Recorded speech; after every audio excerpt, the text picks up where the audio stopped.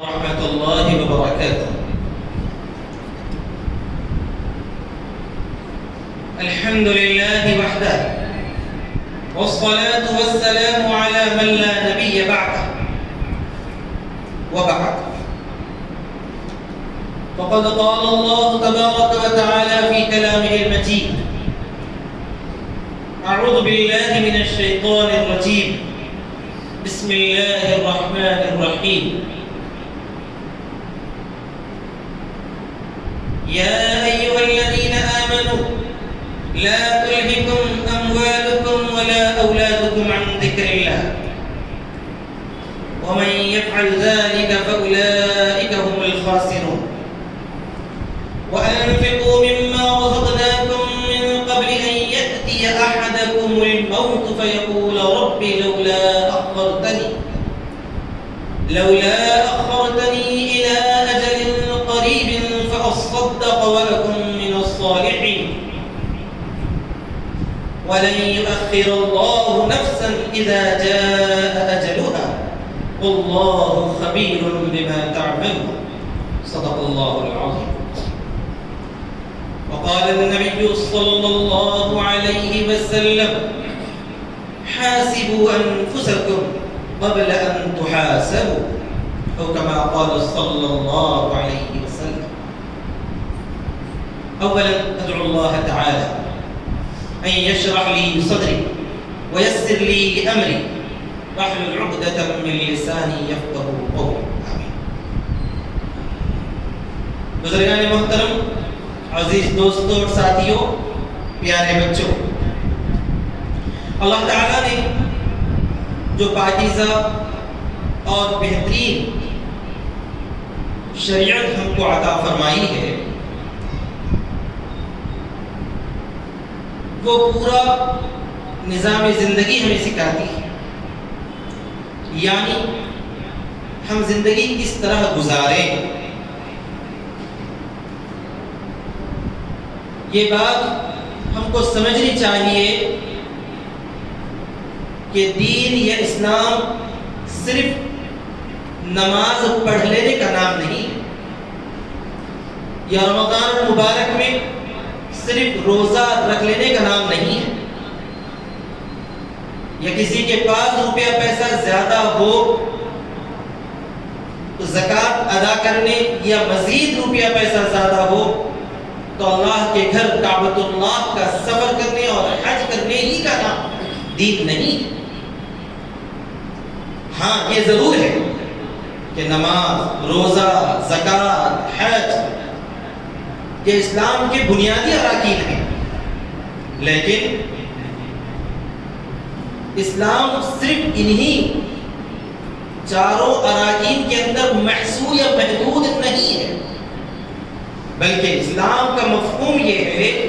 کہ آپ اپنے آپ کو اللہ تعالی کے سپرد کر دیں. وَمَنْ أَسْلَمَ وَجْهَهُ لِلَّهِ وَهُوَ مُحْسِنٌ، کہ جو آدمی اپنے چہرے کو اللہ کے سپرد کر دے، اللہ کی اطاعت اور فرمانبرداری کے لیے اپنے آپ کو تیار کر دے، اور وہ مخلص ہو، اخلاص والا ہو، تو ایسے ہی شخص کے لیے اللہ تبارک و تعالی نے دنیا اور آخرت میں کامیابی کا وعدہ فرمایا. تو اس سے یہ بات واضح ہو گئی، یقیناً نماز، روزہ، زکوٰۃ، حج اسلام کے بنیادی اراکین میں سے، لیکن اسلام مکمل نظام حیات ہے، زندگی گزارنے کا طریقہ ہے کہ ایک مسلمان عبادات کس طرح ادا کرے، معاملات کیسے ہوں، اخلاق و کردار میں کس معیار کا ہو. اسی طرح کیا وہ ایسا ہے جو دوسروں سے مرعوب ہو کر دشمنان اسلام کے طریقے کو فالو کرنے والا یا ایکسپٹ کرنے والا ہو. تو ایسے شخص کو یہ سوچنا چاہیے کہ کامیابی اس میں نہیں ہے، کامیابی در حقیقت اللہ تبارک و تعالی کی نازل کی ہوئی کتاب کلام اللہ مجید پر من وعد عمل کرنے میں،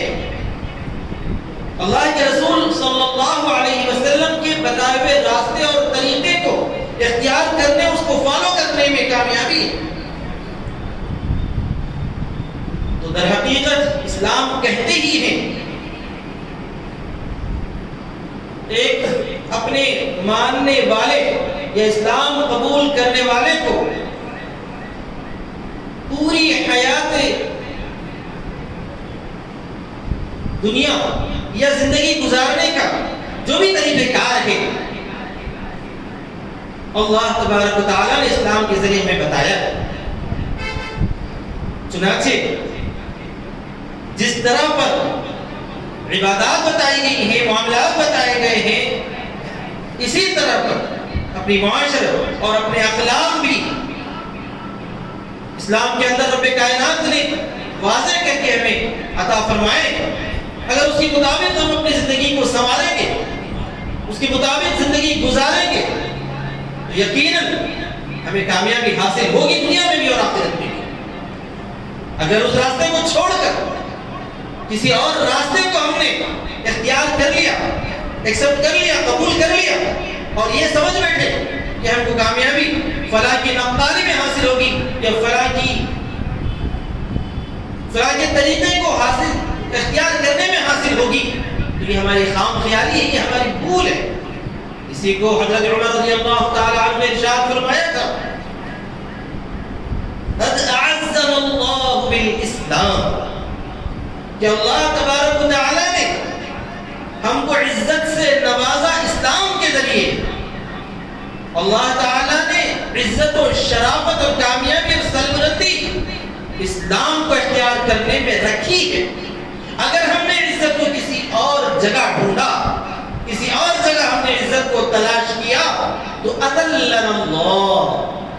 تو اللہ تبارک و تعالیٰ ہم کو ذلیل کر دے گا۔ آج آپ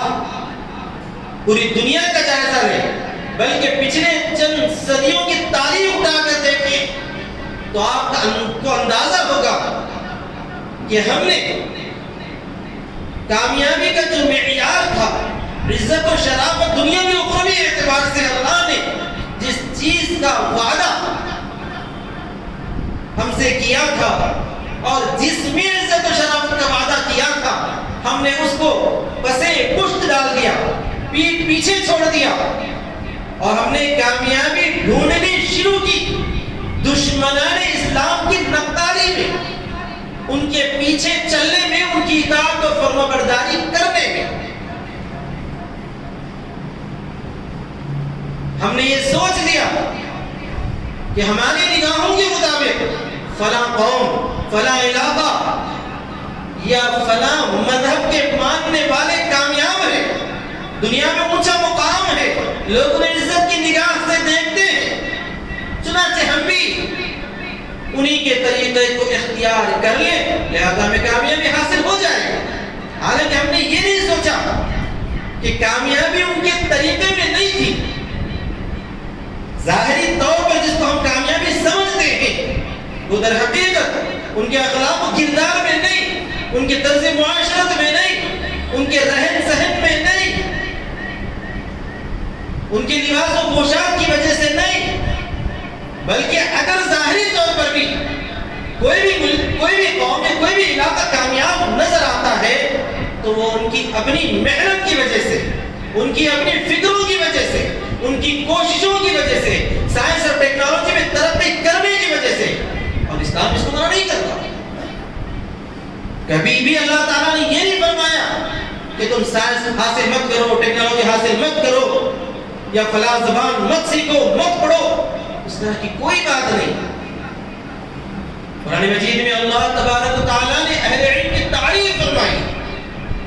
پڑھنے، سیکھنے، آگے بڑھنے کا جذبہ پیدا کیا گیا۔ رسول اکرم صلی اللہ علیہ وسلم نے اپنے صحابہ اکرام رضی اللہ تعالی عنہم کو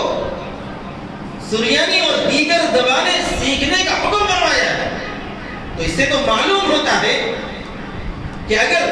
کسی کے پاس حکمت ہو، کسی کے پاس تعلیم و تعلم کا ایک ایسا ذریعہ ہو جس سے ہمارے دین کا نقصان نہ ہوتا ہو، تو اس کو حاصل کرنے میں کوئی برائی نہیں ہے۔ اسی وجہ سے جہاں حدیث میں علم نافع کی دعا مانگی گئی ہے تو کہیں یہ نہیں فرمایا گیا کہ دینی علم یا دنیاوی علم، ایسا نہیں۔ حدیث مبارکہ کے الفاظ دعا کے یہ ہیں، اللہم انا نسألک علما نافعا، اے اللہ ہم تجھ سے سوال کرتے ہیں فائدہ پہنچانے والے علم کا۔ اسی طرح کوئی ایسا علم ہو، کوئی ایسی تعلیم ہو جس سے ہمارے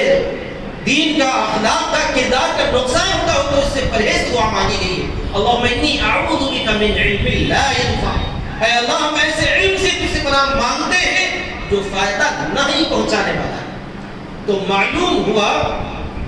کہ اگر کوئی ایسی تعلیم ہو، کوئی ایسی صنعت و حرفت ہو،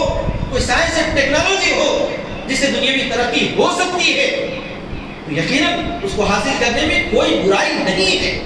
اب میں بتانا چاہتا ہوں، جن اقوام کو دیکھ کر ہم یہ سمجھتے ہیں کہ وہ اپنے طرز معاشرت کی وجہ سے، طرز زندگی کی وجہ سے آج دنیا پہ چھائے ہوئے ہیں، وہ ہماری سوچ کی غلطی ہے، وہ ہماری کم فہمی ہے۔ انہوں نے جو ترقی کی ہے وہ سائنس اور ٹیکنالوجی کے میدان میں ترقی کی ہے۔ مسلمان میں بتانا چاہتا ہوں، اس میدان میں ان سے پہلے آپ نے ترقی کی تھی۔ کون نہیں جانتا موسیٰ الخارزمی کو، جس نے نمبرز وضع کیے تھے۔ آج جو آپ میتھس کے جو نمبر کہتے ہیں 1 2 3 4 5، یہ در حقیقت یہ عربک نمبر ہے، اور اس نمبروں کو، ان نمبروں کا خالق یا ان نمبروں کو بنانے والا کوئی یورپین نہیں تھا، کوئی انگریز نہیں تھا، کوئی اسرائیلی، کوئی یہودی نہیں تھا۔ ان نمبروں کو وضع کرنے والا، ان کو بنانے والا ایک مسلمان تھا، اس کا نام ہے محمد بن موسیٰ الخارزمی۔ یہ آپ کی تاریخ ہے، یہ آپ کی ترقی کا معیار تھا، جس کو اسلام کا گولڈن ایج کہا جاتا ہے، آپ نے اسے بھلا دیا۔ مسلمانوں ہی نے سائنس اور ٹیکنالوجی کو آگے بڑھاتے ہوئے اندلس تک پہنچایا تھا۔ وہاں سے یورپین عوام نے اور یورپین طلبہ نے اس کو حاصل کیا اور اس میں ترقی کرنے لگے، اور ہم اپنے پروجوں کا، اپنے پرکھوں کا اور اپنے آبا و اجداد کا سرمایہ کھو دیے۔ بس ہم یہ کہتے ہوئے خوش ہونے لگے، اولئک آبائی فجئنی بمثلہم، یہ تو ہمارے باپ دادا ہیں، ان جیسے تم تلاش کر کے دکھاؤ۔ تو لوگوں نے تلاش کر لیا اور دکھا دیا، لیکن ہم نے اپنے آبا و اجداد کے کارناموں، ان کی تحقیق، علمی میدان میں ان کی سربلندیوں کو حاصل کرنا سرے سے چھوڑ دیا، اور ہم اس کو ہمیشہ کے لیے بھلا دیا۔ عمر خیام کو کون نہیں جانتا؟ اور بھی دیگر بہت سارے مسلم سائنسدان ہیں جن کی لمبی فہرست ہے، طویل تاریخ ہے، ان سے ہم لوگ واقف ہی نہیں۔ تو میں در حقیقت یہ عرض کر رہا تھا کہ جن یورپین اقوام کو یا غیر مسلم ملکوں کو یا یہود و نصارہ کو جو ہم ترقی کے میدان میں دنیاوی اعتبار سے آگے بڑھتے ہوئے دیکھتے ہیں، وہ اس وجہ سے نہیں کہ وہ ایک ایسا معاشرہ جی رہے ہیں، وہ ایسے کھیل کھیل رہے ہیں، یا یہ کہ وہ ایسی جو ہے تقریبیں منا رہے ہیں، ایسے فنکشنز کر رہے ہیں۔ ہم نے اپنی کج فہمی اور خام خیالی سے یہ سمجھ لیا کہ ہم بھی اگر ان کا طرز معاشرت اختیار کر لیں، ان کے جیسا رہن سہن اختیار کر لیں، تو ہم بھی کامیابی میں آگے بڑھ جائیں گے۔ یہ بہت ہی بڑی ہماری کمزوری، ہمیں ہونا یہ چاہیے تھا کہ ان کی جو اچھائیاں ہیں، یقیناً یہ اچھائیاں کہنے کی کہ لائق باتیں ہیں وہ حاصل کریں۔ اور اچھائیاں کیا ہوتی ہیں؟ علم کے میدان میں اگر کوئی آگے بڑھ رہا ہے، یقیناً خوبی ہے، اچھائی ہے، اسے لیا جا سکتا ہے۔ سائنس اور ٹیکنالوجی میں اگر کوئی آگے بڑھ رہا ہے، یقیناً وہ خوبی ہے، اچھائی ہے، اس کو لیا جائے۔ لیکن جو چیزیں ان کے اندر بری ہیں اور ہمارے پاس جو چیزیں اچھی ہیں، یقیناً سبھی اچھی ہیں، تو ہم اپنی اچھائیوں کو ان کے سامنے پیش کریں۔ آج یورپ اور امریکہ اور جو دنیا کی ترقی یافتہ قومیں نظر آتی ہیں، وہ لوگ معاشرتی اعتبار سے اتنے گئے گزرے ہیں کہ ساری دنیا میں سب سے زیادہ ڈپریشن کا شکار لوگ وہی آپ کو نظر آتے ہیں، خودکشیاں ان کے پاس زیادہ ہیں، خاندانی نظام بکھر چکا ہے، بیوی کو اپنے شوہر پر کوئی بھروسہ نہیں ہے، اور اس کو قانونی طور پر اتنا حق حاصل ہے کہ وہ شوہر کے رہتے ہوئے دوسرے کے ساتھ گنجڑیاں اڑا سکتی ہے۔ یہ کیا حال؟ کیا یہ اچھی چیز ہے؟ کوئی سمجھدار عقل مند آدمی اس کو تسلیم کر سکتا ہے؟ ہرگز نہیں۔ الحمدللہ یہ اسلام کی دین ہے کہ اسلام نے وہ پاکیزہ طریقے مبارک ہمیں عطا کیا ہے کہ جس طریقے پر اگر ہم چلیں تو اس میں ہر ایک کا حق ادا ہوگا۔ شوہر کو یہ حق دیا گیا ہے کہ وہ بیوی کا ذمہ دار ہے، اور ساتھ میں ذمہ داری ڈالی گئی ہے کہ بیوی کے کھانے کا، کپڑے کا اور رہن سہن کا، علاج معالجے کی پوری ذمہ داری شوہر کے کاندھوں پر رکھی گئی ہے، اور بیوی کے اوپر یہ ذمہ داری دی گئی ہے کہ وہ شوہر کی اطاعت و فرمانبرداری کرے۔ کتنا خوبصورت، کتنا اچھا اور بہترین نظام زندگی اسلام نے ہم کو عطا کیا۔ میں نے ایک مثال دی، اس کے علاوہ آپ دیکھتے چلے جائیں کہ اسلام نے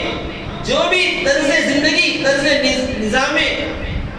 حیات ہم کو عطا کیا ہے، اس میں ہمارے لیے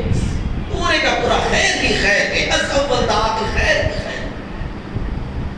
اگر کوئی آدمی اسلام کی تمام تعلیمات پر عمل کر لے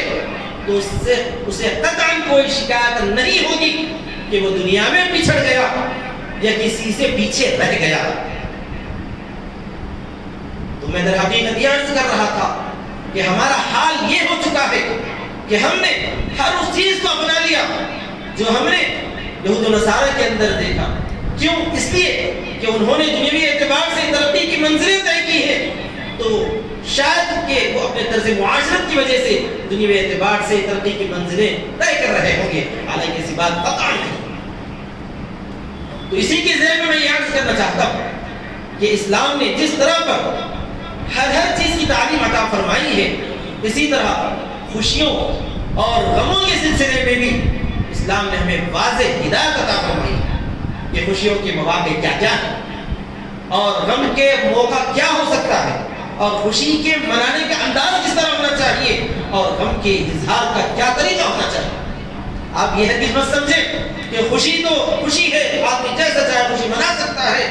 اس میں ناچ گانا بھی چل سکتا ہے، اور جو ہے شراب و کباب بھی چل سکتی ہے، نعوذ باللہ۔ اسلام نے اس کی اجازت قطعاً نہیں دی۔ یقیناً خوشی کا موقع ہے تو آپ خوشی کا اظہار کیجیے، اچھے انداز میں اظہار کیجیے، کوئی ممانعت نہیں۔ اللہ تبارک و تعالیٰ نے خوشی منانے کی آپ کو بخوبی اجازت دی، لیکن اس کے لیے کچھ قید رکھی گئی ہے، کچھ حد بندیاں رکھی گئی ہیں۔ ان حد بندیوں کے اندر، ان قیود کے تحت رہتے ہوئے آپ خوشی منا سکتے ہیں۔ جیسا کہ شادی بیاہ کا موقع ہے، خوشیوں کا موقع ہے، خوشی کے اظہار میں کوئی جو ہے قباحت یا برائی نہیں، لیکن خوشی کے اظہار کرنے میں ایسے کام کرنا جو اللہ کو ناراض کرنے والے یقیناً وہ برے ہیں، اس میں قطعاً اس کو اجازت نہیں دی گئی۔ اسی طرح غم کا موقع ہے، کوئی اچانک تکلیف ہو گئی، کوئی حادثہ ہو گیا، کسی کا انتقال ہو گیا، تو غم کے اظہار کی بھی پوری اجازت ہے، لیکن غم کے اظہار میں ایسے کام کرنا جو اللہ تعالیٰ کو پسند نہ ہو، اس کی اجازت باری تعالیٰ نے ہرگز نہیں دی۔ اور ساتھ ہی ساتھ اسلام نے خوشیوں کے سلسلے میں بھی یہ بتایا کہ در حقیقت عید اور خوشی کا موقع تو پروردگار نے عید الفطر اور عید الاضحیٰ رکھا ہے، یہ پورے مسلمانوں کی اجتماعی خوشی کا دن۔ اس کے علاوہ انفرادی خوشی کا بھی دن ہو سکتا ہے، کسی خاص علاقے کے رہنے والوں کی خوشی کا بھی دن ہو سکتا ہے، اس کے منانے کی بھی اجازت دی گئی۔ لیکن مسلمانوں نے جیسا کہ بہت سارے معاملات میں غیروں کی یا یہود و نصارہ کی یا دشمنان اسلام کی نقالی شروع کی ہے، ویسے ہی بعض معاملات میں، بعض ایسی چیزوں میں جن میں اسلام کسی خوشی کا قائل نہیں ہے یا اسلام اس کو خوشی نہیں سمجھتا ہے، اس میں بھی مسلمانوں نے یہود و نصارہ کی خوشیوں کو قبول کر لیا، اور ہم بھی انہی کی طرز کے مطابق خوشی منانے کو نہ صرف کہ جائز سمجھتے ہیں بلکہ بسا اوقات ان سے بھی آگے بڑھ جاتے ہیں. جیسے مثال کے طور پر جیسا کہ ابھی میں نے عرض کیا کہ یورپ میں یا یہود و نصارہ کے اندر معاشرتی نظام تباہ و تاراج ہو چکا ہے اور اس میں کوئی دو رائے نہیں. وہ لوگ بھی خود مانتے ہیں معاشرتی یا گھریلو جو نظام ہے اس کے اندر بہت بڑی دراڑ پڑ چکی ہے. مقدس رشتے اپنا تقدس کھو چکے ہیں. ماں سے بیٹے کو جو محبت ہونی چاہیے خال ہی کو نظر آتی ہے. باپ کو اپنی بیٹی سے یا اپنے بیٹے سے جو محبت ہونی چاہیے اس میں بھی کافی کمی نظر آتی ہے. تو ان چیزوں کو محسوس کر کے وہاں کے ہو سکتا ہے کہ چند لوگ جو اپنے آپ کو سمجھدار سمجھتے ہو انہوں نے یہ کہہ دیا کہ خوشیوں کے اظہار کے کچھ ایام مقرر کر دیے, کچھ دن مقرر کر دیے. مثال کے طور پر مدرس ڈے, فادرز ڈے, وہ فلاں ڈے, چنا ڈے, اس طرح پر انہوں نے الگ الگ دن خوشی کے اظہار کے لیے رکھ دیے. کبھی آپ نے غور کیا اس کی وجہ کیا ہے؟ ایک ہی وجہ نظر آتی ہے. مجھ جیسے ناقص ذہن رکھنے والے کو ایک ہی وجہ نظر آتی ہے کہ ان کے پاس ماں باپ اور اولاد کا جو مقدس رشتہ ہے اس میں کافی دراڑ پڑ چکی ہے. اولاد اپنے ماں باپ سے تعلق کھو چکی ہے. ماں باپ کی اطاعت, فرمانبرداری, خدمت, حسن سلوک ان کے پاس ذہنوں سے نکل چکا ہے. تو کم از کم ایک دن مقرر کر لے جس کو بیٹا اپنی ماں کے سامنے یہاں پیار اور محبت سے جا کر عرض کر دے کہ میری امی آپ کو بہت بہت مبارک ہو کہ آپ نے مجھے پیدا کیا اور میں آپ کا بیٹا ہوں, میں نے آپ کے لیے تحفہ پیش کیا ہے. اس طرح پر مدرس ڈے میں ماں اپنے بیٹے کا تحفہ قبول کر کے کم از کم یہ تصور کر لیتی ہوگی کہ میرا بیٹا ہے جو مجھے آج کے دن کم سے کم حسن سلوک کرنے کے لیے میرے پاس آیا ہے. پھر اس کے بعد سے وہ بیٹا اپنے ماں سے تعلق چھوڑ دیتا ہے, اپنی ماں کو ہمیشہ کے لیے پھر اگلے ایک سال تک کے لیے بھول جاتا ہے. اس کا برا نتیجہ کیا ہوگا آپ جانتے ہوں گے کہ انگریزی ممالک میں رہنے والے غیر مسلمین کو چھوڑیے, مسلمانوں کی میں بات کر رہا ہوں, وہاں رہنے والے مسلمانوں کے ضعیف ماں باپ اولڈ ایج ہوم میں پڑے ہوئے ہیں. بیٹے کی بڑی بڑی تنخواہیں موجود ہیں, دو جگہ کام کر رہا ہے تو اونچی تنخواہ اٹھا رہا ہے, لیکن اپنی ماں کو, اپنے باپ کو اولڈ ایج ہوم میں ڈالا ہوا ہے.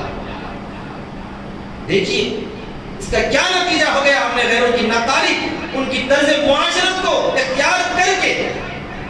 ان کی نظام زندگی کو ہم نے اختیار کر کے اپنے معاشرے کو ہم نے تباہ تاراج کر دیا. اسی طرح پر یہود و نصارہ نے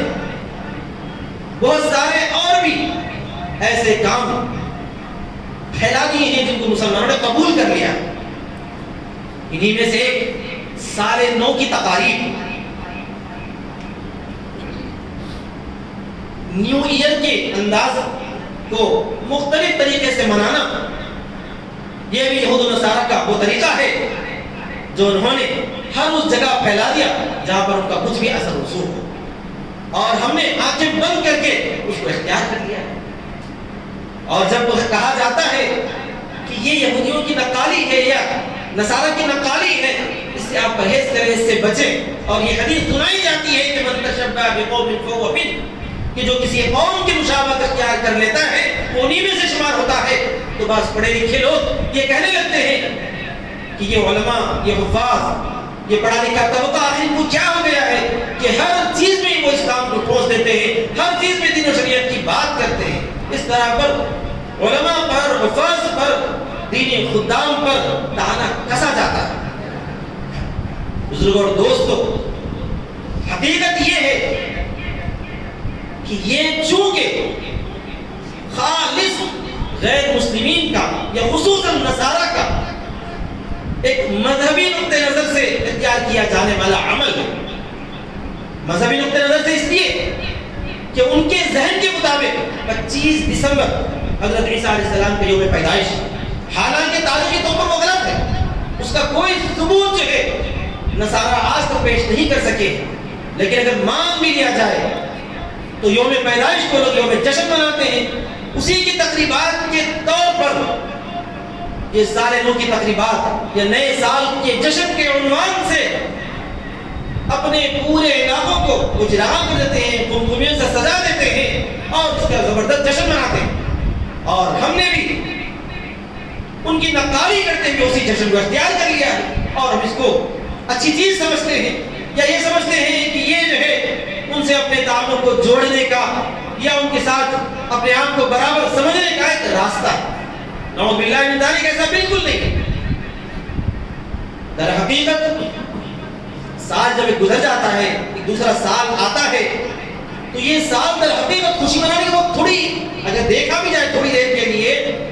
تو یہ خوشی منانے کا نہیں ہے بلکہ احتساب کا وقت۔ یعنی ہم کو یہ حساب کرنا چاہیے کہ ہم نے پچھلے ایک سال کے اندر کیا اچھائیاں کی ہیں اور کیا برائیاں ہم سے سرزد ہوئی۔ اگر اچھائیاں ہوئی ہیں تو الحمدللہ، اللہ کی ہم کو تعریف کرے۔ اگر ہم سے کوتاہیاں ہوئی ہیں، اس سال کے اندر ہم نے بہت سارے نقصانات اپنے آپ پر کر لیے ہیں، تو اس پر ہمیں افسوس ہونا چاہیے اور آئندہ سے ایسی کوئی غلط یا ایسا کوئی عمل ہم سے سرزد نہ ہو، اس کا اہتمام کرنا چاہیے۔ اسی وجہ سے ایک سال جب بدل کر دوسرا سال آ جاتا ہے تو یہ ہماری احتساب کا، یعنی اپنا محاسبہ کرنے کا موقع ہے۔ تو خوشی منانے کا تو کوئی ویسے موقع رہا ہی نہیں۔ پھر بھی اگر ہم خوشی منا کر ان کی نقالی کر کے یہ سمجھ لیتے ہیں کہ ہم نے بہت بڑا کارنامہ انجام دیا ہے، تو ہم سے زیادہ جو ہے ناسمجھ کوئی انسان سمجھا ہی نہیں جا سکتا۔ بزرگوں اور دوستوں، جب یہاں پر تھوڑی سی ڈھیل ہو گئی کہ بعضوں نے یہ کہہ دیا چلو صرف اگر جو کسی کو نئے سال کی مبارکباد دے دی جائے تو کوئی حرج کی بات نہیں ہے، کسی جاننے والے نے کسی پڑھے لکھے نے بات کہہ دی، تو ہم کو چونکہ چھوٹ مل گئی ہے تو ہم نے مبارکبادی دینی بھی شروع کی، تقریبات میں بھی شریک ہو گئے، اور وہاں پر جو ہے شراب و کباب کی محفلیں سجتی ہیں، جمتی ہیں، اس میں بھی حصہ لینے لگ گئے۔ اللہ تعالیٰ میرے دوستو، نئے سال کی تقریبات کے عنوان سے کیا کیا خرافات ہوتی ہیں، کیا کیا برائیاں سامنے آتی ہیں، اس سے کوئی آدمی ناواقف نہیں ہے، سبھی اچھی طریقے سے جانتے ہیں کہ نئے سال کے عنوان سے پوری دنیا کے اندر، خصوصاً ہمارے ملک میں اور خاص طور پر ہمارے شہر میں اتنی شراب پی جاتی ہے کہ سال کے کسی دن یا کسی مہینے میں شاید اتنی نہیں پی جاتی۔ ہر سال اخبارات میں خبریں آتی ہیں کہ نئے سال کے موقع پر اتنی زیادہ جو ہے شراب خریدی گئی ہے اور کیا کہتے ہیں، کتنی خرابی، کتنی برائی اور کتنی جو ہے ناپسندیدہ یہ چیز ہے۔ شراب کے اندر خیر نامی کوئی چیز ہے ہی نہیں، تھوڑا بہت بظاہر تو فائدہ نظر آتا ہے، وہ بھی ظاہری طور پر ہے، حقیقی طور پر اس میں کوئی فائدہ نہیں۔ اسی وجہ سے اللہ تعالیٰ نے قرآن مجید میں ارشاد فرمایا یسألونک عن الخمر والمیسر قل فیہما اثم کبیر ومنافع للناس۔ لوگ آپ سے شراب اور جوے کے تعلق سے پوچھتے ہیں، آپ کہہ دیجئے کہ اس میں بہت ہی زیادہ گناہ ہے، تھوڑے بہت لوگوں کے منافع ہیں۔ مفسرین نے تصریح کرتے ہوئے بتایا کہ تھوڑے بہت منافع میں یہ نظر آتا ہے کہ شراب سے آدمی کو وقتی طور پر سکون ملتا ہے، وقتی طور پر اس کی تھکاوٹ ختم ہوتی ہے، بس یہی ہے۔ اس کے علاوہ طبی اعتبار سے، معاشی اعتبار سے اور معاشرتی اعتبار سے، دینی اعتبار سے ہر قسم کی اس کے اندر برائی ہوتی ہے، اور جس چیز کے اندر خرابی ہو، برائی ہو، اللہ تعالیٰ اس کے لیے کبھی بھی حلال اس کو رکھتا ہی نہیں۔ تو نئے سال کے عنوان سے یہ سب سے بڑی برائی پوری دنیا کے اندر، خصوصاً ہمارے ملک کو تو ہم اپنے آنکھوں سے دیکھیں گے، اور اگر مسلمان بھی نعوذ باللہ نئے سال کی تقریبات میں شریک ہو کر ایسی برائی میں، ایسی غلط چیز کے اندر مبتلا ہو جاتا ہے، تو وہ اپنے دنیاوی اور اخروی بہت بڑے نقصانات کا مرتکب ہو رہا ہے۔ دنیاوی اعتبار سے نقصان ہے کہ روپیہ پیسہ برباد ہے، گھر کے اندر درار پڑتی ہے، اور اخروی اعتبار سے اتنا بڑا نقصان ہے کہ شراب کا ایک گھونٹ جب آدمی اپنے حلق سے نیچے اتار لیتا ہے تو اللہ کے رسول صلی اللہ علیہ وسلم کے سچے قول کے مطابق اس کی 40 دن کی نمازیں قبول نہیں ہوتی۔ کتنی بری چیز ہے، کتنی بری لت ہے یہ جس کے اندر آپ کو مبتلا ہوتا ہے۔ اور یہ چیز اس لیے میں عرض کر رہا ہوں کہ نئے سال کی تقریبات میں سب سے زیادہ اس کو جو بڑھاوا دیا جاتا ہے، اسی طرح پر اور بھی دیگر برائیاں ہیں۔ ناچ گانا وغیرہ، اتنی جو ہے خرافات، اتنی جو ہے بے حیائی اس کے اندر کی جاتی ہے کہ اللہ حفاظت فرمائے۔ اور تو اور نئے سال کے عنوان سے پوری رات میں جاگ کر جوا وغیرہ کھیلنا، نعوذ باللہ، اللہ تعالیٰ نے جوے کو قطعاً اجازت نہیں دی ہے، اور فرمایا ہے کہ الذین آمنوا انما الخمر والمیسر والانصاب والازلام رجس من عمل الشیطان۔ اے ایمان والو، غور سے سن لو کہ بلا شبہ بات پکی یہ ہے کہ شراب اور جوا اور جوے کے تیر اور بھی 2-3 چیزیں، اس کے بعد بتایا کہ رجس من عمل الشیطان، یہ ناپاک ہے، گندی چیزیں ہیں، شیطانی کام ہے۔ مسلمان اگر ایسی ناپاکی کو اختیار کرتا ہے، استعمال کرتا ہے اور شیطانی کام کرتا ہے تو کیا وہ ایک سچا امتی کہلانے کے لائق ہے؟ اس کے علاوہ اور بھی بہت ساری برائیاں، یہ 2 برائیاں خاص طور پر نئے سال کی تقریبات کے عنوان سے منعقد ہوتی، اور رات میں دیر تک جاگ کر عین موقع پر جب جو ہے 31 دسمبر کا آخری منٹ ختم ہوتا ہے، پھر اس کے بعد جو ہے چیخ پکار ایسا کرتے ہیں کہ مجھ جیسا ایک غافل انسان جو رات میں میٹھی نیند سونے کا آرزو مند ہوتا ہے، وہ فوراً نیند میں سے جو ہے اٹھ جاتا ہے، جاگ جاتا ہے۔ یہ بھی بہت بڑی برائی ہے کہ کوئی ایسی حرکت کرنا جس سے پڑوسیوں کو، پاس رہنے والوں کو تکلیف ہو اور ان کی نیند میں خلل آئے۔ کتنے ایسے ان میں مریض ہوں گے، چھوٹے بچے ہوں گے جو گھبرا جائیں گے، اور کئی لوگوں کی طبیعتیں خراب ہو جائیں گی۔ تو ایسی کسی حرکت میں کسی بھی مسلمان نوجوان کو، کسی بھی مسلمان بچے کو شریک ہونے کی قطعاً کوئی اجازت، کوئی گنجائش نہیں۔ میرے پیارے بچوں، میں خاص طور پر توجہ دلاتے ہوئے آپ لوگوں سے کہنا چاہتا ہوں کہ اگر کسی نے ارادہ کیا ہے کہ نئے سال کی کسی بھی تقریب میں وہ شرکت کرنا چاہتا ہے تو وہ اپنے ارادے کو ابھی چھوڑ دے۔ گناہ کا ارادہ کرنا بھی گناہ ہے،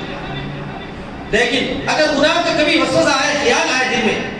اور اس خیال کو فوراً نکال دینا بہت بڑی نیکی۔ اگر گناہ کا کسی نے ارادہ کر لیا ہے لیکن پھر اس ارادے کو چھوڑ کر نیکی کا ارادہ کر لیتا ہے تو فوراً اللہ تبارک و تعالیٰ یہیں سے اس کی نیکی لکھ دیتے ہیں۔ تو میں اپنے پیارے بچوں سے، نوجوانوں سے خاص طور پر درخواست کرنا چاہتا ہوں کہ وہ نئے سال کی کسی بھی تقریب میں شریک ہرگز نہ ہو۔ کسی کلب میں، کسی محفل میں یا کسی فارم ہاؤس وغیرہ پر ہرگز تو ایسی تقریب منعقد نہ کرے جس کو نئے سال کا عنوان دیا گیا ہے، چاہے آپ کو آفس سے بلایا گیا ہو، چاہے آپ کے کالج میں جو ہے لوگوں نے مدعو کیا ہو۔ صاف صاف ان سے کھلا کہہ دیں کہ نئے سال کی تقریب اسلامی طرز کے خلاف ہے، اس میں نہیں آ سکتا۔ اگر ویسا کہنا مصلحت کے خلاف ہو، بدل مجبوری، آپ کوئی اور عذر پیش کر دیجئے، اللہ تعالیٰ معاف کر دے گا کہ زبان سے کوئی خلاف واقع بات کہہ بھی دی۔ مقصد صرف یہ ہے کہ جہاں پر برائی ہو رہی ہو وہاں پر شریک ہونے کی ہم کو اجازت نہیں۔ اگر کوئی یہ سوچتا ہے کہ ہم جا کر صرف شریک ہوں لیکن نہ ہم شراب پیئیں گے، نہ ہم جوا کھیلیں گے، نہ کچھ ہوگا، بس تھوڑی دیر لوگوں کے ساتھ جو ہے اپنے تعلقات کو قائم رکھنے کے لیے بیٹھیں گے، تو یاد رکھیے اللہ تبارک و تعالیٰ نے ہمیں اس بات کی بھی اجازت نہیں دی کہ ہم ایسی جگہ پر شریک ہو جائیں جہاں پر گناہ ہو رہا ہو۔ اگر گناہ ہو رہا ہو تو ہمارا فریضہ ہوتا ہے کہ ہم ہاتھ سے روکیں، اگر نہ روک سکے تو زبان سے روکیں، اگر نہ روک سکے تو دل میں برا سمجھیں، اور برا سمجھنے کا مفہوم یہ ہے کہ وہاں پر شریک بالکل نہ ہو۔ تو میرے دوستوں اور بزرگوں، میں در حقیقت یہی بات عرض کر رہا تھا کہ یہ سب جتنی چیزیں، جتنی خرافات ہیں جو ہمارے جو ہے علاقے میں گھس کر آئی ہیں، یہ ان لوگوں کی ہیں جنہوں نے برسا برس تک ہمارے اس ملک کے عزیز پر حکومت کی، اور ہمیں اپنے جو ہے جسمانی اعتبار سے بھی غلام بنا دیا اور ذہنی اعتبار سے بھی غلام بنا دیا، اور ہم ذہنی اعتبار سے ان کے ایسے غلام ہو گئے ہیں کہ آزادی کے 80 سال کے قریب گزر چکے ہیں، پھر بھی ہم جو ہے ذہنی غلامی سے آزاد نہیں ہوئے۔ ہم کو چاہیے کہ جس طرح ہم اپنے جسم سے آزاد ہیں اسی طرح پر ذہنی غلامی سے بھی آزاد ہوں، اور اسلام کا قلعہ اپنے گلے میں ڈال لیں اور یہ کہہ دیں، یہ اعلان کر دیں کہ جو بھی اللہ کا حکم ہوگا، جو بھی اللہ کے رسول صلی اللہ علیہ وسلم کا مبارک طریقہ ہوگا وہی ہمیں قابل قبول ہوگا، اس کے علاوہ کوئی بھی طریقہ چاہے وہ کتنا خوبصورت اور اچھا نظر آتا ہو وہ ہمیں قابل قبول بالکل نہیں ہوگا۔ اسی لیے اللہ تبارک و تعالیٰ نے ہم سب سے وعدہ کیا ہے کہ سارے انسان خسارے میں ہیں الا الذین آمنوا وعملوا الصالحات، سوائے ان لوگوں کے جو ایمان لاتے ہیں اور اچھے کام کرتے ہیں اور ایک دوسروں کو حق بات کی نصیحت کرتے ہیں اور صبر کی تلقین کرتے ہیں. مطلب یہ ہے کہ ایسے کام کرنے کے اندر دل پہ آرے لگتے ہیں, نقصان کا اندیشہ نظر آتا ہے, تعلقات کے ٹوٹنے کا خوف رہتا ہے اور لوگوں کے تانے کا اندیشہ رہتا ہے. تو ایسے موقع پر ہم کو تھوڑا ثابت قدمی کے ساتھ صبر کرتے ہوئے آگے بڑھنے کی ضرورت پڑتی ہے. دعا ہے کہ اللہ تبارک و تعالی ہم تمام کو کہنے سے زیادہ عمل کی توفیق عطا فرمائے. آمین. وآخر دعوانا الحمدللہ رب العالمین. سنتیں پڑھ لیجیے.